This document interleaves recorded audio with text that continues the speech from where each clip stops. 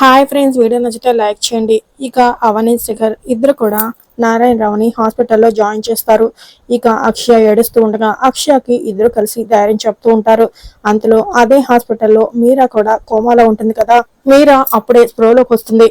ఎదురుగా అవని శేఖర్ ని చూసి షాక్ అయిపోతూ వెంటనే తన పక్కన ఉన్న నర్స్ కి తనకి మాట్లాడే ఓపిక లేకపోయినా సరే అవని వాళ్ళని పిలవమని సైగ చేస్తూ ఉంటుంది.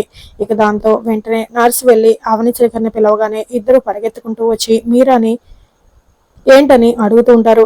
ఇక మీరా పెన్ను పేపర్ తెమ్మని సైగ చేస్తూ ఉంటుంది. వెంటనే శ్రీగర్ వెళ్లి పెన్ను పేపర్ తెచ్చి మీరాకి ఇస్తాడు.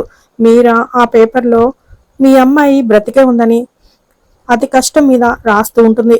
మరోవైపు ఆకాశంలో ఉరుములు మెరుపులు మెరుస్తూ ఉంటాయి.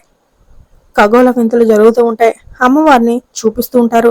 మరి అమ్మవారు మీరాని పూర్తిగా మీ అమ్మాయి బ్రతికే ఉంది అని రాయనిస్తుందా, ఆవిడకి తన కూతురు బ్రతికే ఉందన్న విషయం తెలియనిస్తుందా లేదా అనేది నెక్స్ట్ ఎపిసోడ్ లో చూద్దాం ఫ్రెండ్స్. మీరా అయితే పేపర్ రాసి అవని చేతికిస్తుంది. అందులో ఏమున్నది అనేది తర్వాత తెలుసుకుందాం.